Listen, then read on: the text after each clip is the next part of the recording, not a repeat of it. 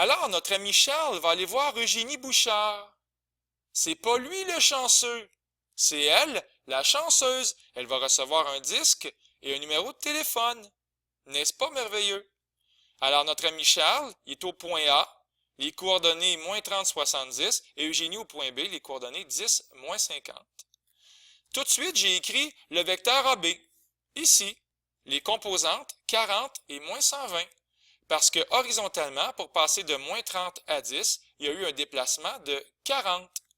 Et verticalement, un déplacement de moins 120 pour passer de 70 à moins 50.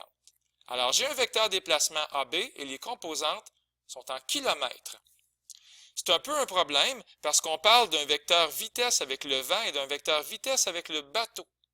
Alors, vitesse et vitesse, ça ne marche pas avec kilomètres. Vitesse et vitesse, ça marche avec des kilomètres/heure.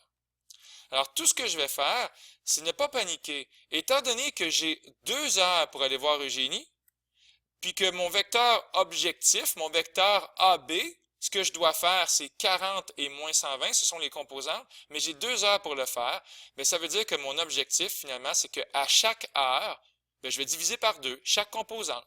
Ça va faire 20 et moins 60. Donc, si à chaque heure, je peux avoir ce déplacement-là de 20 et moins 60, bien ici, j'obtiens donc un vecteur vitesse en kilomètres/heure. D'ailleurs, il est ici. C'est mon vecteur objectif. Il est en vert. C'est ce que je dois faire en termes de vitesse pour aller voir Eugénie. C'est ce que je veux avoir comme vecteur, 20 moins 60. Parce que je sais que si ça fonctionne pendant 2 heures, bien, je vais avoir le résultat de ce déplacement, le vecteur AB en rouge, et je vais pouvoir aller donner les disques à Eugénie. Bien, alors, c'est extraordinaire, on a déjà les composantes du vecteur objectif qui est en kilomètres/heure. Allons-y maintenant avec le vent. Ça, c'est un petit peu plus compliqué. Voyez-vous ici le vent, c'est écrit 3x plus 4y moins 90 est égal à 0. Alors 3x plus 4y moins 90 égale 0. Je vais tout de suite écrire égal 90. Et finalement, si j'isole le y, tranquillement, ça va faire 4y est égal à moins 3x plus 90 et y est égal à moins 3x sur 4 plus 90 quart. Pourquoi je fais ça? Parce qu'on dit que le vent souffle dans cette direction-là qui est décrite par la droite. Alors la droite, y est égal à moins 3 quarts x plus 90 quarts, elle décrit la direction du vent. Ce qui est important ici, c'est le taux de variation, moins 3 quarts. On se rappelle qu'est-ce que ça veut dire, un taux de variation de moins 3 quarts? Ça veut dire que si x varie de 4, y va varier de moins 3. On peut aussi écrire que si x varie de 40, y va varier de moins 30. Et d'ailleurs, c'est ce que j'ai fait ici. Je suis parti du point A, parce que mon vecteur 20 ici, je semble l'avoir dessiné, vous avez vu. Et comment j'ai fait? Ben, j'ai déplacé x de 40, donc horizontalement, en fait, de 40 unités et verticalement de moins 30, pour bien respecter ce taux de variation qui nous donne la direction du vent. Oui, mais on pourrait dire, pourquoi la flèche, je la dessine vers le bas et vers la droite? Je pourrais au contraire la dessiner par là-bas, vers le haut et vers la gauche. Hein? Mais c'est parce que c'est écrit ici presque vers le sud-est. Alors le sud-est, c'est vraiment ici, vers le bas et vers la droite. Mais selon cette droite-là ici, avec le taux de variation de moins 3 quarts. Alors mon vecteur 20, il est ici, je l'ai dessiné à peu près. C'est pas nécessaire d'être archi à l'échelle. On veut que sa norme soit de 20 km/h. Je peux même l'écrire. La norme du vecteur 20 est égale à 20 km/h, comme ceci. Mais c'est pas grave s'il n'est pas dessiné parfaitement. Au moins, on sait qu'il s'en va par là-bas. OK. Alors, étant donné qu'on a des composantes ici pour le vecteur objectif, allons chercher les composantes du vecteur 20. Vous allez voir, ce n'est pas très compliqué. Il suffit de trouver la mesure de l'angle qui est ici. Alors, le vecteur 20, l'angle, mesure de l'angle A, tangente moins 1 de 30 sur 40. Ici, 30 sur 40. Alors, ça va donner tout simplement 36,87 degrés environ pour cet angle-là ici. Alors, l'orientation va être de 360 degrés moins le petit angle en bleu de 36,87, ce qui va donner 323,13 degrés. On se rappelle comment on fait pour trouver les composantes? La norme fois le cos, la norme fois le sin. Donc, 20 fois le cos de 323,13 et 20 fois le sin de 323,13. Et on obtient donc que les composantes du vecteur 20, toujours en km/h, c'est 16 moins 12. Alors, on est très content. 16 moins 12, il est démystifié. Ce n'est pas un mystère. Ce qui est super important à l'examen, c'est cette petite algèbre vectorielle. Nous, là, le vecteur objectif, celui qui est en vert, on le connaît déjà. C'est ce qu'on doit faire pour aller voir Eugénie. C'est un vecteur vitesse. D'ailleurs, c'est tous des vecteurs vitesse. Ce qu'il faut bien comprendre, c'est que ce que Charles va gouverner à son bateau comme vecteur vitesse, plus l'influence du vent, additionné, ça doit donner le vecteur objectif. Ça, là, c'est méga important. Bateau plus vent égale objectif. Donc, bateau est égal à objectif moins vent. C'est très clair, on va soustraire les composantes. Bateau est égal à objectif moins vent. Alors, objectif, c'est lui ici, et vent, c'est lui ici. Il suffit de soustraire les composantes, puis on va trouver les composantes du vecteur bateau. 4 moins 48.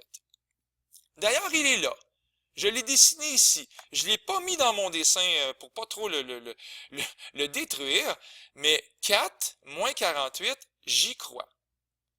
Si jamais vous faites tangente moins 1, vous allez trouver un angle de 85,24 degrés ici en rouge, et vous allez pouvoir trouver l'orientation pour ce vecteur-là. Alors, l'orientation, 360 degrés moins le 85,24, va donner ici 274,76 degrés environ. Également, la norme avec Pythagore, vous allez trouver environ 48,17 km/h. Alors, ce que je viens de faire avec vous, chers amis, c'est la méthode des composantes. J'aimerais faire une deuxième partie à ma vidéo pour la méthode de l'architecte. C'est un cri du cœur d'un enseignant qui vous dit vous avez plein de façons pour faire vos problèmes. Je vous rappelle que la méthode de l'architecte, c'est vraiment de dessiner les vecteurs, puis de les placer peut-être bout à bout, ça dépend, on va voir. En tout cas, c'est de faire un beau dessin. Et la clé du dessin, elle est ici. B est égal à O moins V. Clairement, c'est la même chose que B. Pour trouver le vecteur bateau, c'est O plus l'opposé de V. Donc, on va mettre l'opposé du vecteur V au bout du vecteur O. C'est ça ici qu'on doit faire. Je vous rappelle que le vecteur V, il est ici, il est tout petit, minuscule, en noir et en bleu. Alors, on va placer l'opposé du vecteur V au bout du vecteur O, et ça devrait donner quelque chose à peu près comme ceci. Voilà. Tout de suite, on le baptise. Toi ici, c'est moins V. Il est là. Donc, au bout du vecteur O, j'ai placé le vecteur opposé au vecteur V, donc le vecteur moins V. Alors, qu'est-ce qu'on retrouve? On va retrouver ici ce vecteur-là, qui est ici. Il est là, et ce vecteur-là, que vous le croyez ou non, c'est le vecteur bateau. Il est comme ça, et je vais le faire en rouge. Il y a une grosse flèche, hein? Il est vraiment chanceux. Je ne sais pas si vous le voyez, là, mais c'est pas mal la même affaire qu'ici. Hein? Vraiment, tout se ressemble. J'espère, et c'est bon signe. La méthode de l'architecte, c'est de travailler avec les triangles. Alors, je vais mettre en jaune, je vais tenter de mettre en jaune le triangle qui est formé par mes trois vecteurs principaux. Le vecteur objectif, l'opposé du vecteur vent et le vecteur bateau, ici. Alors, j'espère que mon dessin, il est clair. Bon, alors, qu'est-ce qu'on voit dans ce triangle-là? Qu'est-ce qu'on connaît? On connaît la norme du vecteur objectif. Alors, avec un léger Pythagore, ça fait 63,25 km/h, tout simplement avec la logique de Pythagore quand on fait une norme. Donc, ce que je vais faire, c'est je vais dire, OK, toi, je te connais. En fait, je vais écrire la norme du vecteur O, c'est OK. La norme du vecteur moins V, c'est OK. Donc, ça c'est beau, Et devinez quoi? L'angle qui est ici, ben lui aussi, on peut le trouver. Et si on peut trouver la mesure de l'angle, étant donné qu'on a la mesure des deux côtés qui sont adjacents à cet angle-là, ben devinez quoi? Avec la loi des cosinus, on va très bien s'en sortir.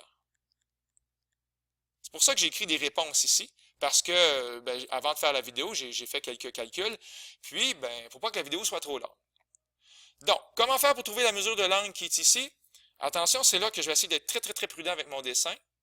J'aimerais qu'on réalise que ici, je connais la mesure de l'angle, c'est la même qu'ici, c'est-à-dire 36,87 degrés.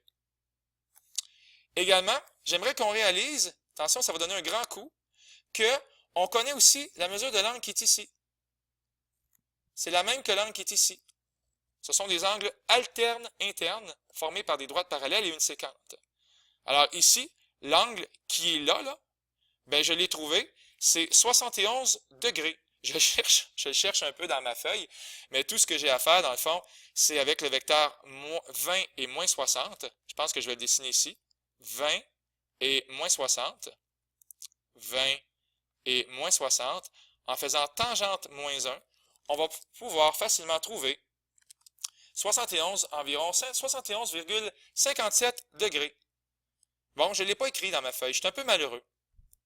Alors, ce qu'on va faire, c'est 71,57 moins ce qui est en bleu, 36,87, et ça nous donne cet angle-là de 34,70 degrés. Il est en noir. Et c'est avec cet angle-là qu'on va pouvoir faire la loi des cosinus dont j'ai parlé il y a quelques instants à peine.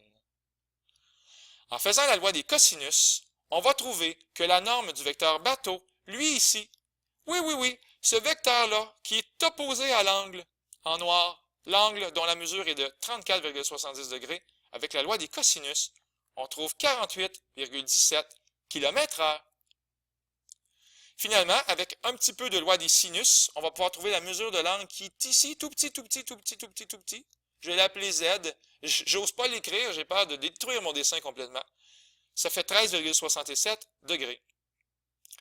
Alors, avec le 13,67 degrés et avec le 71 dont je n'ai jamais pris la peine d'écrire, en fait, je devrais dire que je n'ai jamais pris la peine d'écrire. Tiens, je l'écris ici, 71,57 degrés. Avec le 71,57 et le 13,67, on va pouvoir trouver l'orientation du vecteur bateau. Et devinez quoi? C'est ce qui est écrit ici. Alors, je t'allais vite un peu. Je vous invite à faire vraiment, refaire ce problème-là jusqu'à temps que ce soit parfaitement clair. C'est super important parce que il va sûrement en avoir un comme ça à l'examen, puis il ne faut pas que ça vous prenne 1 heure le faire. C'était Luc Allard pour vous aider, pour le Collège Sainte-Anne qui vous dit, bien sûr, au revoir et on lâche pas.